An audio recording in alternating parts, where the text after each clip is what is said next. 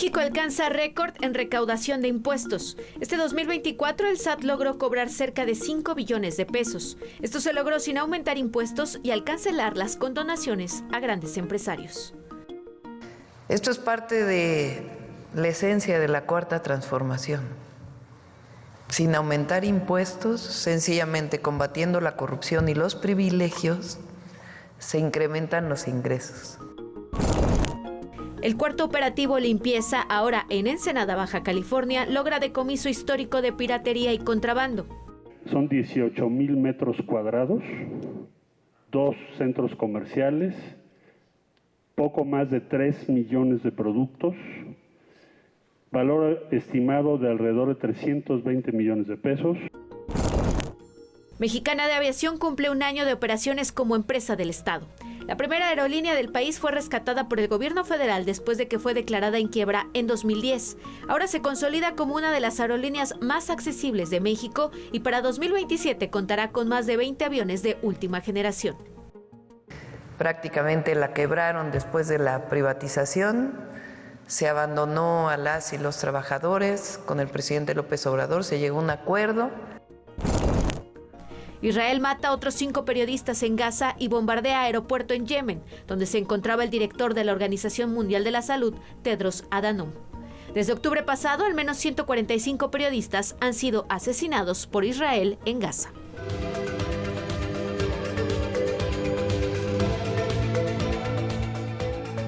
Muy buenas noches, bienvenida, bienvenido, bienvenide a esta emisión de Punto de Referencia, tu noticiero. Estamos en los últimos días de este 2024, pero aún tenemos mucha información. Y mire, en las últimas semanas no han sido pocos los que reclaman que se imponga una reforma fiscal para supuestamente cubrir los programas sociales y los proyectos de infraestructura del gobierno federal. A estas voces, la presidenta Claudia Sheinbaum ha respondido que antes de pensar en crear más impuestos o incrementar los actuales, se profundizará el combate a la evasión fiscal o los actos de corrupción. Hoy, los números le dan la razón. Este jueves se informó que 2024 cierra con una recaudación fiscal de casi 5 billones de pesos, la mayor de la historia reciente. Esto significa un crecimiento de 5% con respecto al año anterior y de mantenerse la tendencia en 2025, los ingresos tributarios aumentarán más de 8 puntos. Esto se logró sin necesidad de más impuestos, pero sobre todo porque dejó de aplicarse el modelo neoliberal y en su lugar se sigue la política económica, la de la economía moral, que privilegia la atención de los más necesitados por encima de quienes durante décadas se beneficiaron de la desigualdad en México.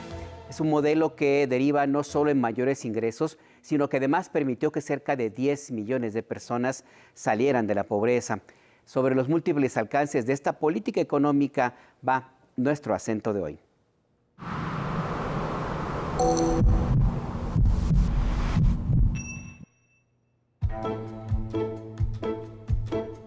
México tiene finanzas públicas sanas.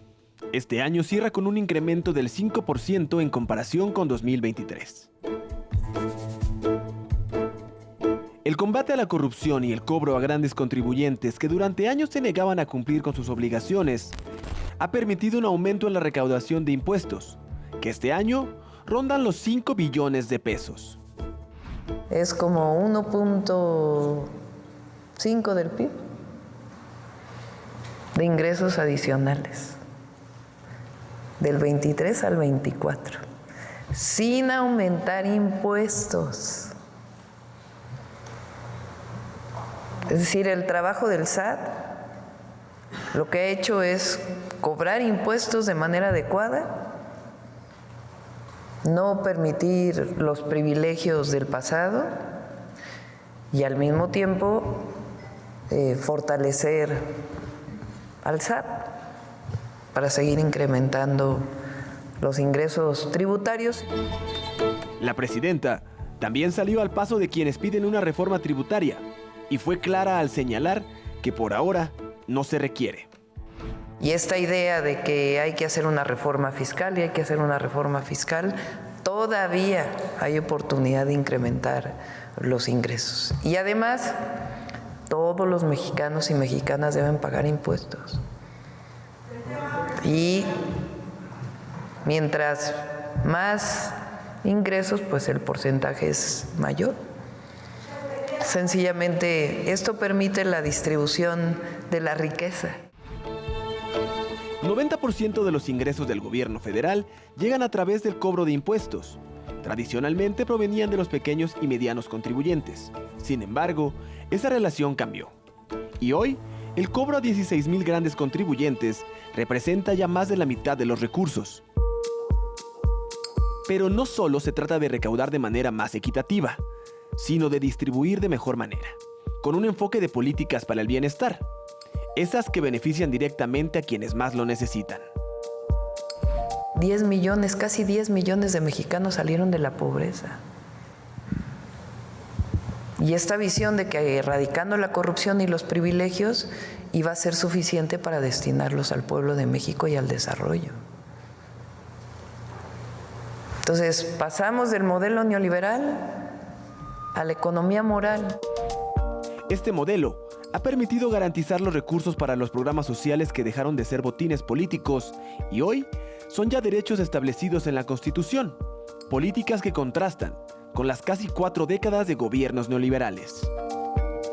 Todos aumentaron impuestos en el pasado. Zedillo aumentó impuestos, Fox aumentó impuestos, Calderón aumentó impuestos, Peña aumentó impuestos y nunca tuvieron la recaudación que hay ahora,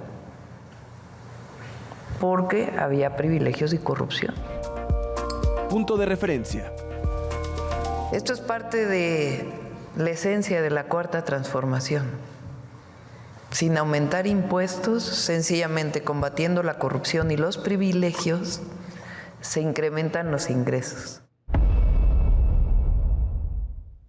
Conversamos esta noche vía remota con Gary Flores Hernández, administrador general de recaudación del Sistema de Administración Tributaria, el SAT. Buenas noches, Gary, y bienvenido a Punto de Referencia. ¿Qué tal, Alberto? Muy buenas noches. Un gusto para mí poder acompañarte a ti y a tu auditorio el día de hoy, a tus órdenes. Gracias. Hasta hace unos años, antes del gobierno del presidente López Obrador y este gobierno de la presidenta Claudia Sheinbaum, parecía pues prácticamente imposible el que con la misma línea de impuestos, sin miscelánea fiscal, sin prácticamente hacer otra cosa que como lo que ha ocurrido ahora, se lograra una recaudación como la que se tiene en este momento. ¿Qué fue lo que sucedió? ¿Cuál es la clave que le podría usted explicar a la audiencia de Punto de Referencia de tener estos números tan positivos? Claro que sí, Alberto. Pues mira, primero recordar un poco los números que ya veíamos en la cápsula y que se presentaron en la mañanera, en la conferencia del pueblo, porque son muy relevantes. Al 23 de diciembre se han recaudado 4.9 billones de pesos, lo que significa un incremento real del 5%, esto es restando ya el tema inflacionario, y un incremento nominal de 445,000 millones de pesos. ¿Cuál es la clave? Son principalmente 2 puntos que también los menciona nuestra presidenta Claudia en los 100 pasos para lograr una transformación, que es un gobierno honesto y sin nepotismo. Y en este rubro, en materia de recaudación, pues se refiere sobre todo a la no condonación de impuestos a grandes contribuyentes. ¿Qué sucedió del 2006 al 2018? Se les condonaron cerca de 400,000 millones de pesos a los grandes corporativos. Se les condonaban los impuestos. Esos son los privilegios de los que hablaba la presidenta Claudia Sheinbaum y el maestro Antonio en la mañanera. Y un tema también importante en este rubro, pues es el combate a la defraudación fiscal. Toda la lucha que se está llevando en materia fiscal para no tener factureras, para combatir malas prácticas, deducciones indebidas y todos los esquemas de prácticas fiscales agresivas para deducir la base gravada del impuesto sobre la renta, sobre todo. Y algo también muy importante en lo que se ha enfocado el SAT, tanto en la administración anterior como en esta, y ahora va a ser todavía más fuerte con la Agencia Nacional de Digitalización, es justamente la digitalización y simplificación más grande de la historia que se está llevando a cabo. Y en el SAT no nos estamos quedando atrás, Alberto. Estamos trabajando fuerte en la simplificación de los trámites. ¿Queda todavía espacio, Gary, para seguir con esta misma línea? ¿A qué me refiero? Los grandes contribuyentes van a encontrar siempre alguna manera de no querer pagar impuestos, pero la línea ya está muy clara. ¿Cuántos faltan que ustedes tengan previstos que se necesita que sigan esta misma línea? ¿Y cuáles serían otras rutas que se podrían explorar para que no sea necesario incrementar los impuestos como algunos claman? Correcto, bien, también lo refería la presidenta, que todavía hay espacio para seguir incrementando la recaudación. ¿Y qué va a pasar el próximo año? Ya se emitió la Ley de Ingresos de la Federación y se está proyectando una recaudación de ingresos tributarios de 5.3 billones. Esto va a ser alrededor de 400,000 millones de pesos más para el 2025 respecto de los datos que tenemos al cierre del 2024. En grandes contribuyentes todavía hay mucho margen de cobro y de recaudación. Estamos siempre pendientes de esos 16,000 grandes contribuyentes que forman el padrón de grandes contribuyentes en el SAT. Y te comparto también otros datos para que podamos dimensionar lo que ha sucedido y lo que seguirá sucediendo el próximo año con grandes contribuyentes. Del 2013 al 2018, por actos de auditoría, se recaudaban solo 500,000 millones de pesos, recordando otra vez el monto terrible de más de 400,000 millones de pesos de condonación a los grandes corporativos. ¿Qué pasó en la administración anterior y en el comienzo de la doctora Claudia Sheinbaum? Pues del 2018 al 2024, esa recaudación por actos de auditoría en grandes contribuyentes pasó de los 500,000 millones de pesos a 1.5 billones y todavía estamos por cerrar este año. Ese incremento en términos reales de más de 1 billón de pesos es 112%, ya restando el tema inflacionario.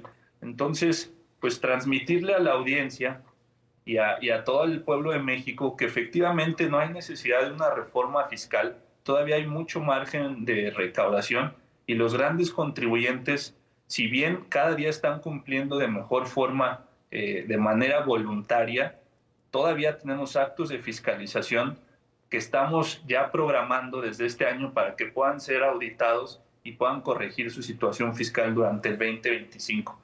Estas cifras se mantendrán al alza y cumpliremos con la Ley de Ingresos de la Federación tanto del 24 como del 25.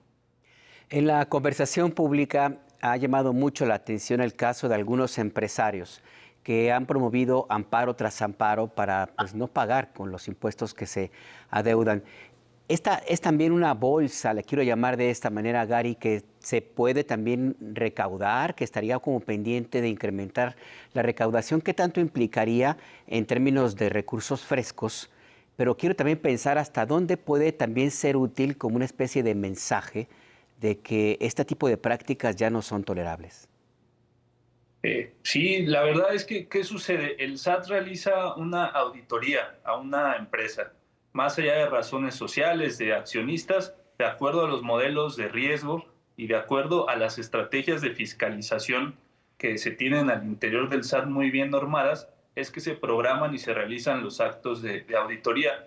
Después el contribuyente está en todo su derecho de si no está de acuerdo con la determinación de la autoridad, de nosotros como administración tributaria, pues de llevar esto a juicio con los tribunales que correspondan, ya sea los tribunales administrativos o el Poder Judicial ya en el juicio de amparo. Pero al final del día esos actos se van a terminar resolviendo en tribunales y si de acuerdo a la autoridad jurisdiccional tiene un adeudo, pues lo tendrá que cubrir, le parezca o no. Se respeta siempre la decisión de los tribunales, pero se litiga también muy fuerte en el SAT toda la administración jurídica y la de grandes contribuyentes, los contenciosos, pues litigan muy fuerte porque es el interés de la nación.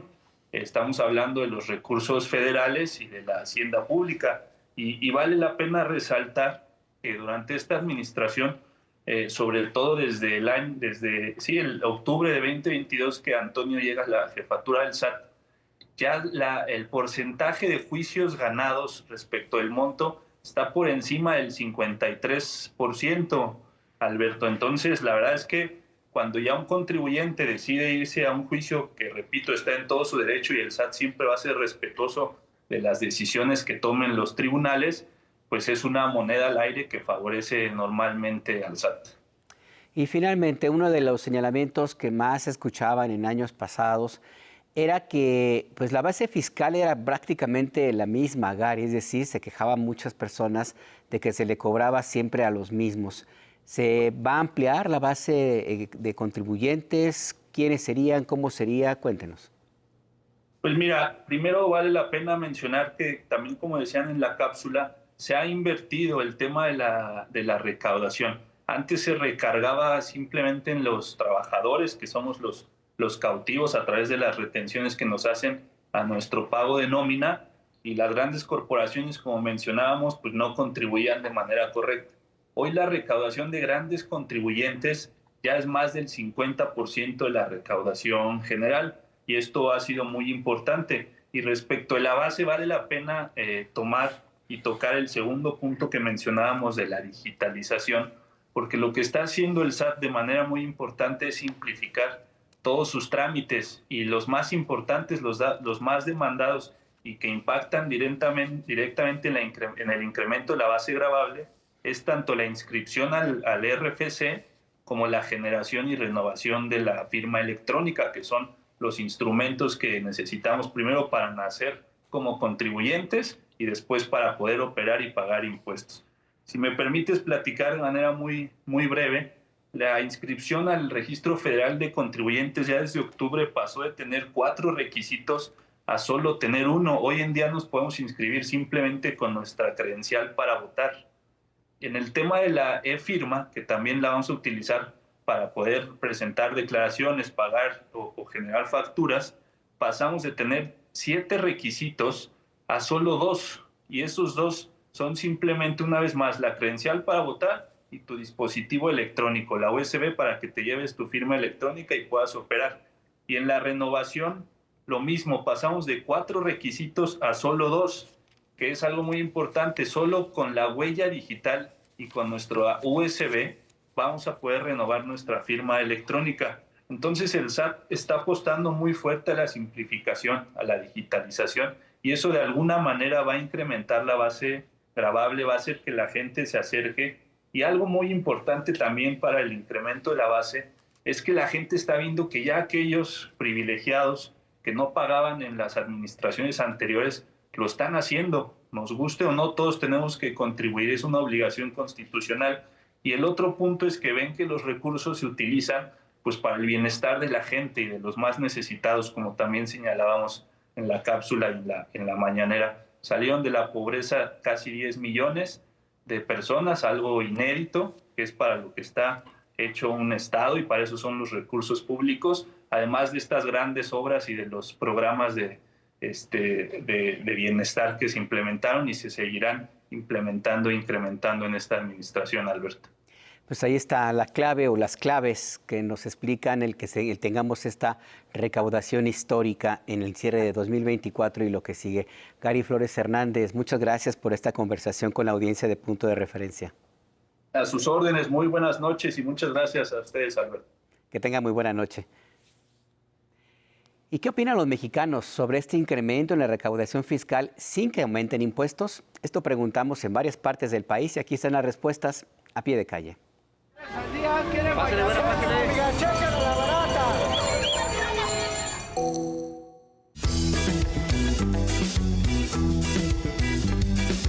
Hoy salimos a preguntarle a las y los mexicanos de diferentes entidades de la República qué opinan de que el gobierno haya aumentado la recaudación de impuestos sin subirlos y sin crear nuevos. Además, ¿qué les gustaría que se hiciera con este dinero que ingresa a la Federación? Acompáñenos a ver sus respuestas en toda la República Mexicana.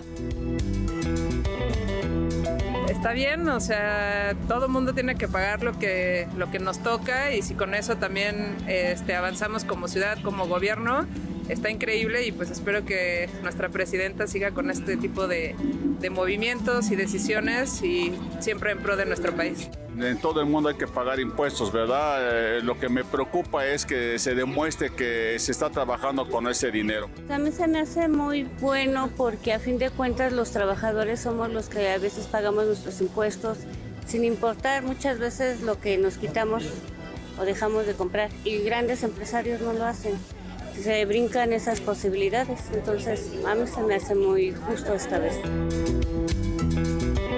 El gobierno federal ha hecho muchas cosas, muchísimas cosas. A raíz de que ella ha estado, en mi opinión siento que sí ha habido mucho avance y mucha mejoría con respecto a eso, a obras y la recaudación. Aquí vemos que componen las calles.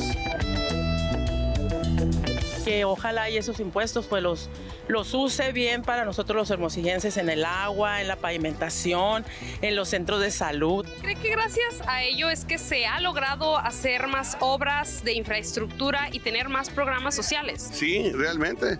Mire, nomás yo veo cómo se ha transformado el centro de la ciudad y obras de gran envergadura. Las carreteras de Sonora están en un gran proyecto, de Guaymas a Chihuahua, y las universidades están creciendo.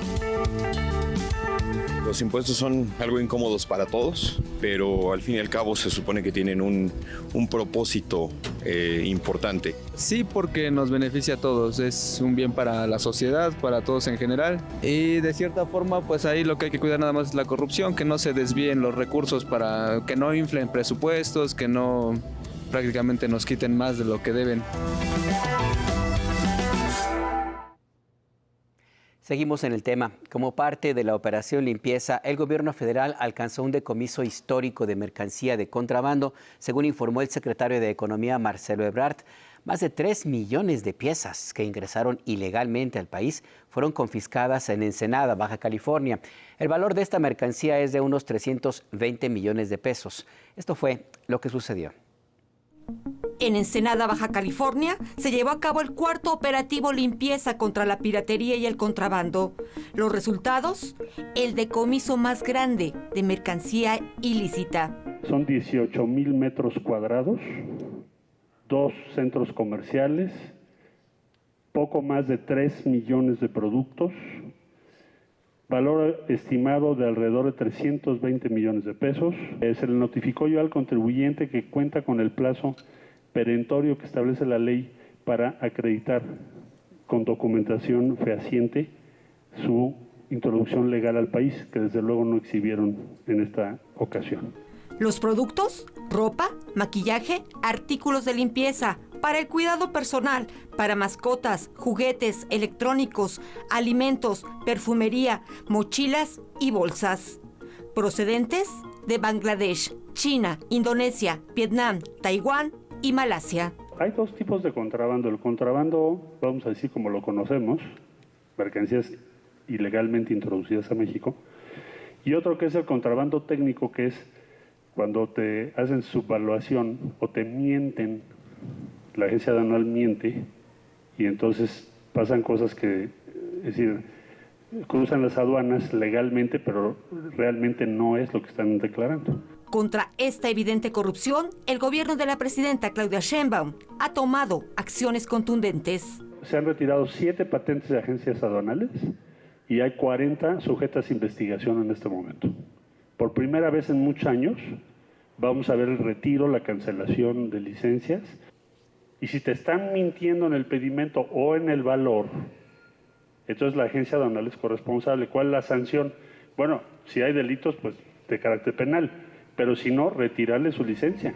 El monto económico de los 4 operativos limpieza, realizados desde el 28 de noviembre a la fecha, no tienen precedentes. Ya estaríamos rebasando 500 millones de pesos de estas mercancías. Estoy hablando Ciudad de México, Hermosillo, Saltillo en Coahuila y ahora Ensenada, Baja California. El más grande en Ensenada. Punto de referencia, Elizabeth Díaz.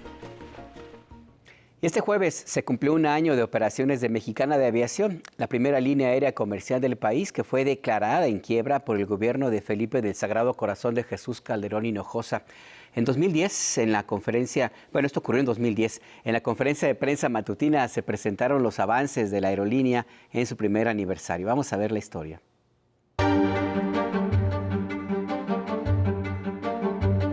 Tras su regreso a las pistas, Mexicana de Aviación cumple un año de operaciones. Mexicana 1788, ¿está listo para despegar? Estamos listos, Mexicana 178. Mexicana 1788, pista 04 central, viento calma. Autorizado a despegar en el aire, notifique Salidas México en 120.5. Buen vuelo y éxito. 1788, pista 4 central, autorizados al despegue. Para nosotros es un honor trabajar con ustedes. Mexicana siempre será la primera. Luego de haber cerrado en 2010, a causa de la mala administración en la que cayó luego de ser privatizada por el gobierno de Vicente Fox, la aerolínea más antigua de México reanudó operaciones gracias a un acuerdo con los trabajadores y bajo nuevos estándares, con nuevas rutas que iniciaron el 26 de diciembre de 2023. Este primer año ha transportado a más de 382,000 pasajeros que llegaron con bien a sus destinos en poco más de 9,000 horas de vuelo. En total, Mexicana cerrará 2024 con 7,217 viajes, acumulando más de 9,367 horas y con un recorrido de más de 6 millones de kilómetros. Además, Mexicana se sumará a la tendencia vanguardista con una flotilla aérea de alta tecnología, según explicó su director general.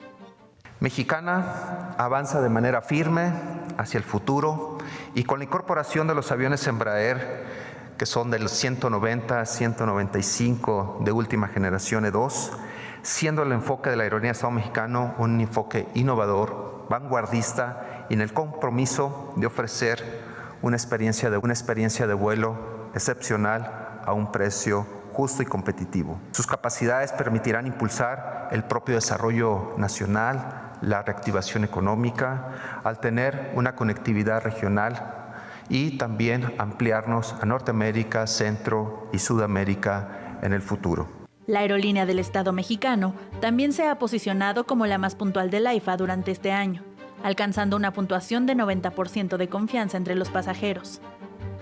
Recordando que en octubre pasado inició operaciones Mexicana Cargo Services, la aerolínea ha transportado más de 110,000 kilogramos entre el Aeropuerto Internacional Felipe Ángeles y Tijuana. Las rutas más demandadas han sido Tijuana, Tulum, Mérida, Ixtepec y Ciudad Victoria. Me permito informarle a nombre de todas y todos los que integramos esta aerolínea que Mexicana de Aviación ha retomado el vuelo. Pues muchas gracias a todos por preferir Mexicana. Para Punto de Referencia, Janine Ruiz. Tenemos más noticias. La presidenta Claudia Sheinbaum informó que el Instituto Federal de Telecomunicaciones pretendió dar un albazo al autorizar concesiones para la explotación de frecuencias a unas semanas de su desaparición. En el caso del IFT y de COFESE, se crea un organismo descentralizado cuya cabeza de sector es economía y su objetivo central es evitar mayor concentración de servicios y producción de bienes, es decir, es un organismo cuya función esencial es disminuir los monopolios. Que no cumplió con esa función ni el IFT ni COFESE, que por cierto el IFT nos regaló unas cuantas concesiones antes de cerrar, que se va a echar para atrás eso. La presidenta Sheinbaum adelantó que en los próximos días se van a presentar los detalles de esta operación que hizo el IFT. Recuerde usted que el IFT pues va a dejar de funcionar oficialmente ya en 2025. Vamos a hacer una breve pausa en nuestras redes sociodigitales a su disposición. Comuníquese con nosotros. Ya volvemos.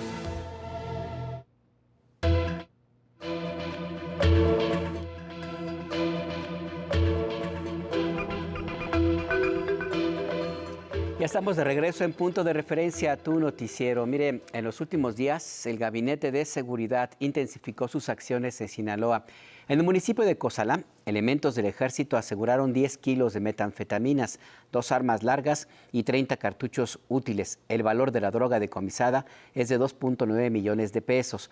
Las fuerzas federales y la policía estatal llevaron a cabo un operativo en el sector de Las Quintas, uno de los barrios más lujosos de Culiacán, donde detuvieron a 4 personas y aseguraron armas largas, una ametralladora, vehículos blindados y un lanzagranadas. Además, en Mazatlán se liberó a 2 personas que permanecían secuestradas desde el pasado 7 de diciembre. Versiones de algunos medios indican que los detenidos en Culiacán forman parte de la banda conocida como Los Chapitos. Y ahora vamos con más información de seguridad.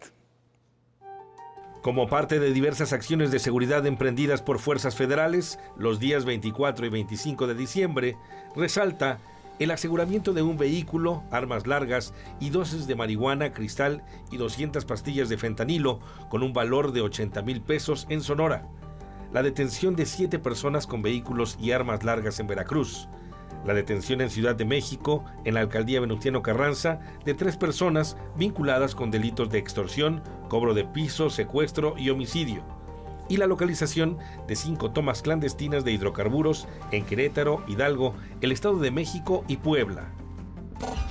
En Oaxaca, este jueves, fue asesinada con un arma de fuego la expresidenta municipal de Mesones Hidalgo, Patricia Mayoli Miguel Rojas, mientras atendía un local comercial en Putla, Villa de Guerrero. La Fiscalía de Oaxaca indicó que se investigarán los factores de riesgo en torno a la víctima. La Fiscalía de Chihuahua indaga el ataque con un par de drones perpetrado este martes 24 de diciembre contra un convoy de elementos federales y estatales en el municipio de Guadalupe y Calvo. No se reportan lesionados, sin embargo los dispositivos lanzaron sendos explosivos que averiaron el vidrio panorámico de un vehículo de la Guardia Nacional y otro cayó 50 metros adelante del contingente. Punto de referencia, Rafael Guadarrama.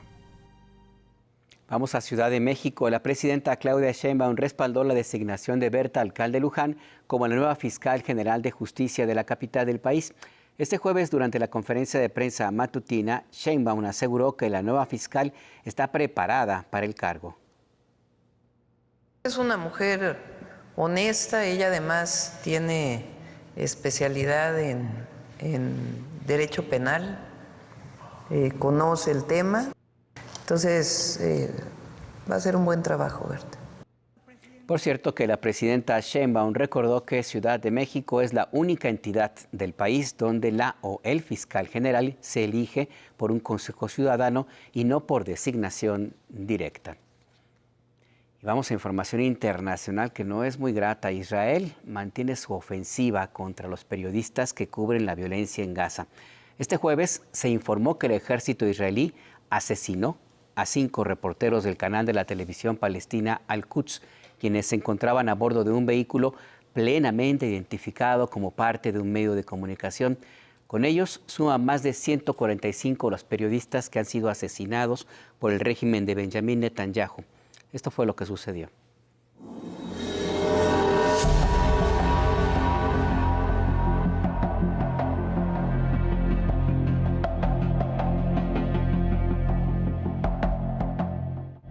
En su invasión a la Franja de Gaza para supuestamente aniquilar a los miembros de la organización islámica Hamás, Israel ha violado las normas internacionales que protegen a la población civil, periodistas y personal de organizaciones altruistas. De hecho, utiliza como arma de guerra a comunicadores que están plenamente identificados con leyendas de prensa en sus cascos, chalecos, vehículos y que además trabajan desarmados.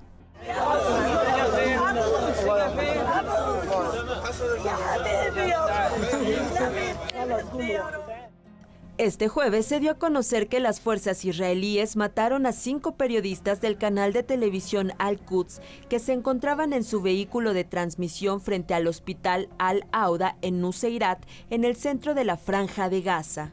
El bombardeo aéreo fue preciso y letal. Destrozó la camioneta transmisora ante el azoro de habitantes palestinos.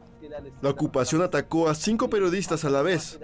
Esta fue una clara intención de silenciar la palabra y silenciar la imagen en Gaza. Los aviones lo atacaron directamente y 5 de nuestros colegas del canal Al-Quds fueron asesinados. Y la impotencia de familiares y colegas. Basta, mátenos con una bomba nuclear para que podamos descansar de esta vida. Perdimos a nuestros seres queridos. Perdí a mi único hijo. El ejército israelí confirmó que realizó un ataque preciso contra un vehículo, pero como se ha justificado constantemente al matar civiles, dijo que esa unidad pertenecía a una célula de la Yihad Islámica. Reporteros Sin Fronteras informó que ya son 145 periodistas asesinados en Gaza por las fuerzas israelíes. Las autoridades gazatíes contabilizan 201 comunicadores, incluyendo a intelectuales e influencers.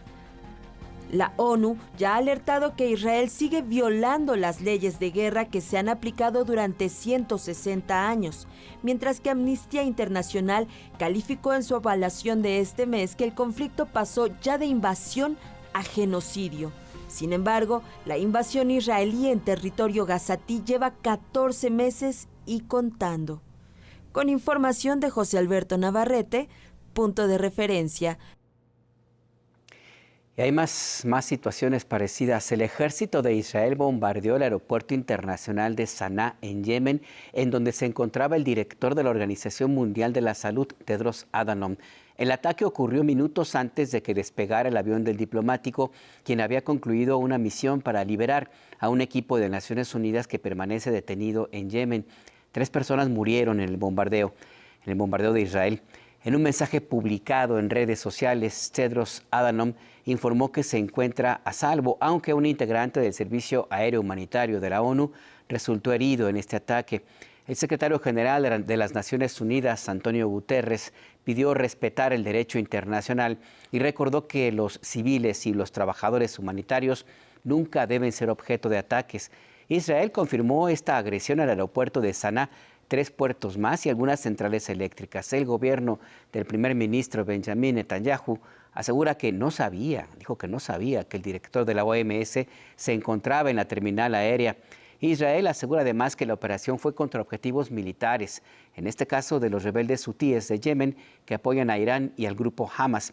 El gobierno de Irán condenó la agresión, a la que calificó como una grave violación de la seguridad y la paz internacional.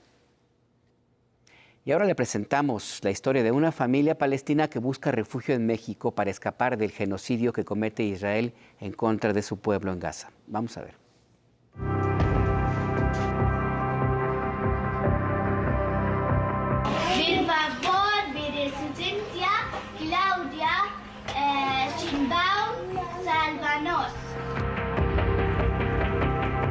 Yo soy refugiado, quiero salvar mi familia. Tengo 8 niños, es mis hermanos y hermanas, mi mamá. ¿En qué parte de Gaza está tu familia? Mi familia está en el parte de Maghazi, están en medio de Franja de Gaza. Este es el llamado que hace Shadi Abed, un palestino refugiado en México que busca salvar a su familia del genocidio en la Franja de Gaza. Su historia devela lo que miles de gazatíes viven al intentar huir de los bombardeos y de la ocupación del ejército israelí. El papá de Shadi, Kamal Abed, logró salir del enclave en 2008. Su idea era escapar, conseguir un empleo y reunir dinero para luego sacar a su familia de las condiciones de pobreza que desde entonces enfrentaban los palestinos. Una vez en México, Kamal obtuvo la nacionalidad, pero tuvieron que pasar 10 años para que su hijo Shadi pudiera llegar a nuestro país como refugiado. Yo llegué aquí en el 2018. 2018 soy refugiado aquí en México, porque saben la situación ahí en Franja de Gaza, mucha guerra, genocidio. Kamal siempre tuvo la esperanza de volver a ver a su familia, pero todo se desmoronó cuando el 7 de octubre de 2023 comenzó la guerra. Salió el 27 de febrero en el 2024. Salió a Egipto para una manera que ayudar a salvar mi familia de Franja de Gaza. Murió en el intento. Él falleció infarto del corazón por tristeza y falleció el 6 de marzo en el 2024. Meses después, y gracias al apoyo de la Clínica Jurídica Alaí de Fopa de la Ibero y del colectivo de Gaza México, se logró que 15 de sus familiares, entre ellos 9 niños y niñas, consiguieran la reunificación familiar. Pero debido al bloqueo de Israel en Gaza, no han podido salir del enclave, y para poder acceder al estatus de refugio deben acudir a la Embajada de México más cercana, algo casi imposible de realizar. Lo que pasa es que actualmente en la Franja de Gaza no hay acceso a ninguna embajada debido a la guerra. Entonces, la vía más cercana para evacuar a la familia Abed es a través de la embajada del Cairo en Egipto, y en toda esa región existen procedimientos que obstaculizan la salida de personas. Queremos que el gobierno que le hace negociaciones con Israel o con Egipto, a dar un camino para mi familia. Además, 3 de sus cuñadas quedaron excluidas de la protección de refugio.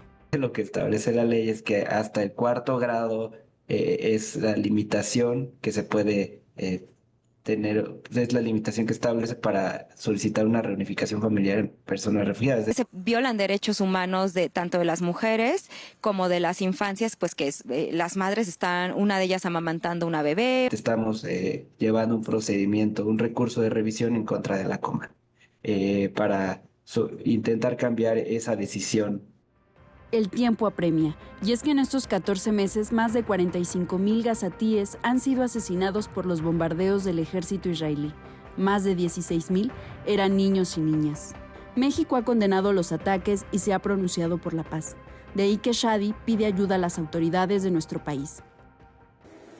Que salvar mi familia, que le sacan mi familia, porque ellos merecen vivir. Mexicanos, ayuda a mi familia. Viva Palestina libre, Palestina hurra, Wahadallah hurra, ya Rab. El llamado ahora está en la cancha de la Cancillería. Punto de referencia, María Fernanda Ruiz. Tenemos más noticias. Un avión con decenas de pasajeros que provenía de Azerbaiyán se estrelló este jueves en Kazajstán. Aunque no se han determinado las razones de esta caída, cobra fuerza la versión de que la aeronave fue alcanzada por el sistema de defensa antiaérea de Rusia. Vamos a ver. La OTAN pidió que se realice una investigación completa sobre el siniestro del avión de la compañía Azerbaijan Airlines que se impactó en la ciudad de Aktau, en Kazajistán, en el que murieron 38 personas y resultaron heridas 29. La organización se pronunció luego de que surgieran varias hipótesis que apuntan a que la aeronave fue alcanzada por un misil antiaéreo ruso. De acuerdo con estas versiones, el vuelo partió ayer de la ciudad de Bakú, en Azerbaiyán, con dirección a Grozny, en Rusia. Sin embargo, fue alcanzado por un misil ruso cuando se encontraba a punto de llegar a su destino. Por lo que los pilotos solicitaron el aterrizaje de emergencia, pero les fue negado y tuvieron que desviarse a la ciudad de Aktau, en Kazajistán, donde se impactó. Presuntamente, las defensas antiaéreas rusas intentaban derribar drones ucranianos en los cielos de Chechenia, ruta por la que atravesó la aeronave. El portavoz del gobierno ruso, Dmitry Peskov, rechazó las hipótesis que apuntan a Rusia de causar el accidente y pidió esperar las conclusiones de las investigaciones. La aerolínea informó en un primer momento que el vuelo fue desviado a causa de la neblina, mientras que la Agencia Federal de Transporte Aéreo de Rusia informó que el avión había chocado con una bandada de pájaros. Por estos hechos en Internet se desató la infodemia y comenzó a circular una supuesta declaración de la representante oficial del Ministerio de Asuntos Exteriores de Rusia, María Zakharova, sobre el accidente del avión de Azerbaijan Airlines cerca de Aktau. Sin embargo, se trata de un montaje. El siniestro de ayer recuerda el accidente del 17 de julio de 2014, cuando el vuelo MH17 que volaba de Ámsterdam a Kuala Lumpur fue derribado presuntamente por un misil disparado desde territorio controlado por rebeldes prorrusos durante los combates en el este de Ucrania, donde se impactó. Las 298 personas a bordo murieron. El año pasado, un equipo internacional de investigación liderado por Países Bajos aseguró que el lanzador de misiles utilizado para impactar el avión procedía de una base del ejército ruso, algo que Moscú sigue negando. Incluso los investigadores señalaron que hay fuertes indicios de que el gobierno ruso aprobó el uso de un misil que derribó el avión.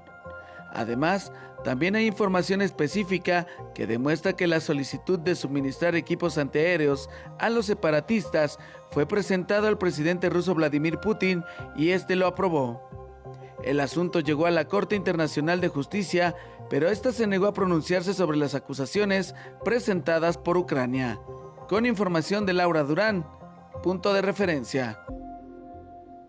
Hace 20 años, el 26 de diciembre de 2004, ocurrió un devastador tsunami en Indonesia que causó la muerte a más de 226,000 personas. Vamos a recordar lo que sucedió.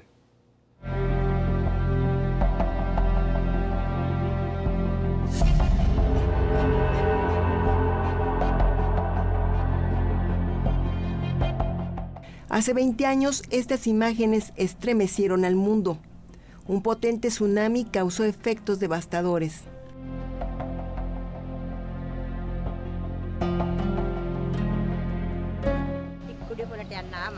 Mi hija menor y yo fuimos a una feria semanal los domingos. Vi el agua que llegaba a la carretera y los vehículos sumergidos que venían hacia nosotros. Nos asustamos y corrimos. Luego vi cuerpos y maderas flotando en el agua. Frente a la costa oeste de la isla de Sumatra, en Indonesia, el 26 de diciembre de 2004, se produjo un sismo de magnitud 9.1, provocando olas de hasta 30 metros de altura. 12 países recibieron el impacto de la fuerza de la naturaleza. Los más afectados fueron Indonesia, Sri Lanka, India y Tailandia.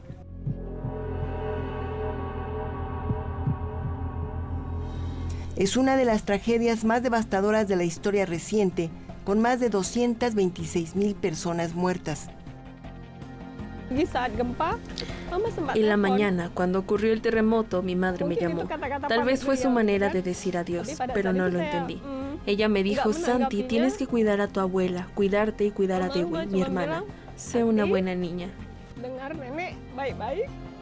Los daños también forzaron el desplazamiento de 1,5 millones de personas.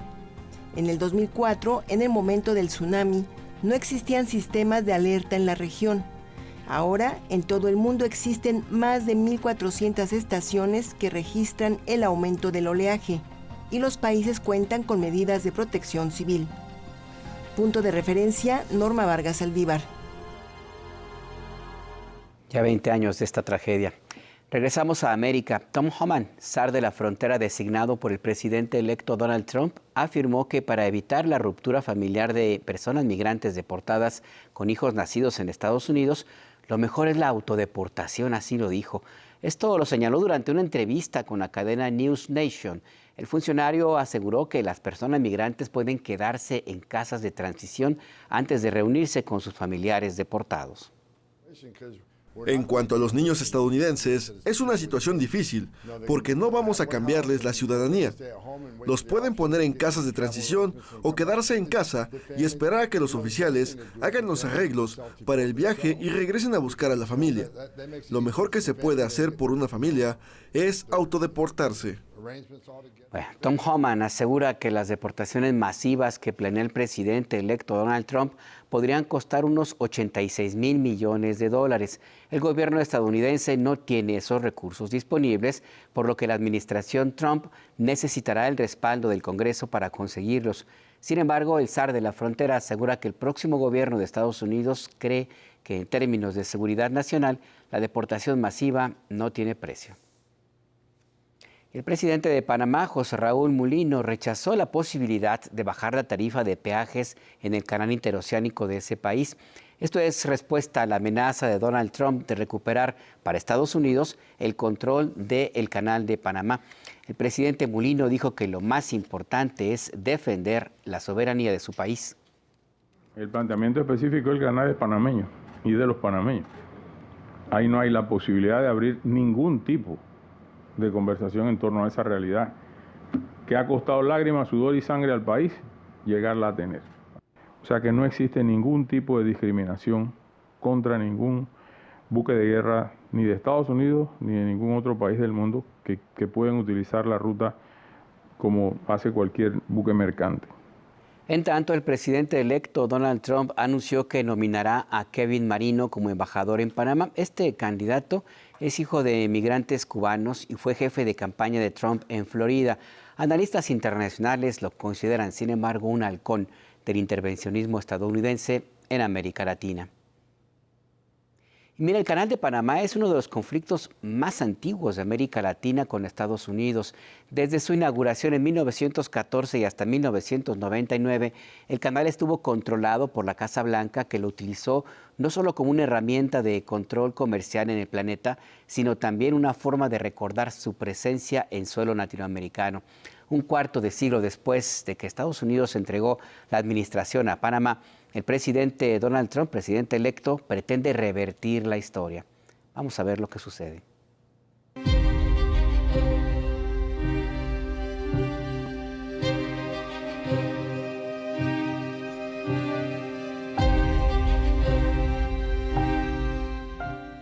Más de 13 millones de contenedores con mercancías y maquinaria diversa, el 6% del comercio mundial, pasan cada año entre los océanos Atlántico y Pacífico por el Canal de Panamá. Son casi 14,000 buques provenientes de 180 rutas marítimas que conectan a 170 países con destinos a 1,900 puertos mercantes. Desde hace 110 años, cuando se inauguró el canal, se ahorran unos 13,000 kilómetros al evitar navegar hasta la punta de América del Sur.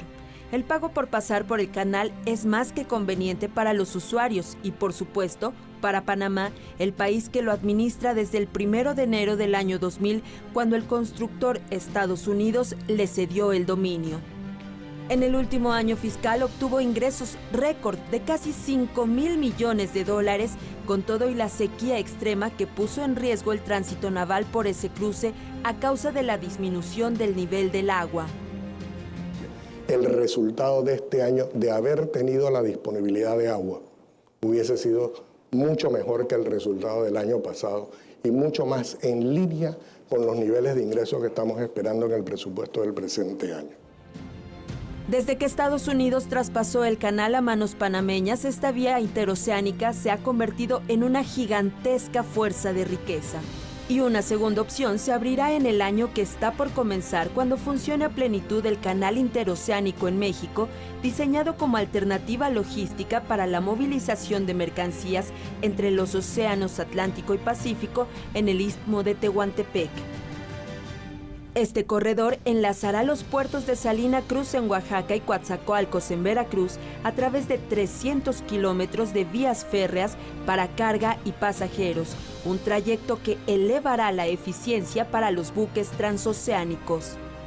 En el caso de Panamá, su constitución establece que la administración del canal, una empresa pública autónoma, debe traspasar a las arcas fiscales sus excedentes económicos luego de cubrir los costos de operación, inversión, funcionamiento, mantenimiento, modernización, ampliación y las reservas necesarias para contingencias. Estados Unidos y China son los principales beneficiarios comerciales del canal. El aumento de tarifas es el argumento que utilizó el presidente electo estadounidense para amenazar con recuperar el canal para su país. Como antecedente, en 1989 el entonces presidente George W. Bush ordenó la operación Causa Justa, mediante la cual invadió Panamá, depuso, capturó y extraditó al presidente militar Manuel Antonio Noriega. Con información de José Alberto Navarrete, Punto de Referencia. Y en México, este miércoles falleció la cantante Dulce a los 69 años de edad. Berta Elisa Noegerat Cárdenas, mejor conocida como Dulce, se encontraba en un proceso de recuperación tras someterse a una cirugía pulmonar. Ella nació en Matamoros, Tamaulipas. Comenzó su carrera musical en la banda Toby. En 1970 tuvo su gran oportunidad como solista con la ayuda de José José. Su interpretación de Señor Amor de Armando Manzanero le valió el premio a la mejor canción en el Festival de Mallorca en 1978. Señor Amor, cuando era niña ya pensaba en ti.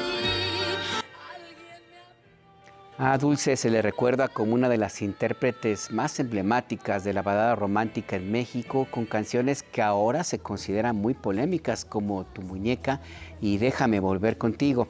La cantante también participó en telenovelas mexicanas como Soñadoras y Mujeres Engañadas.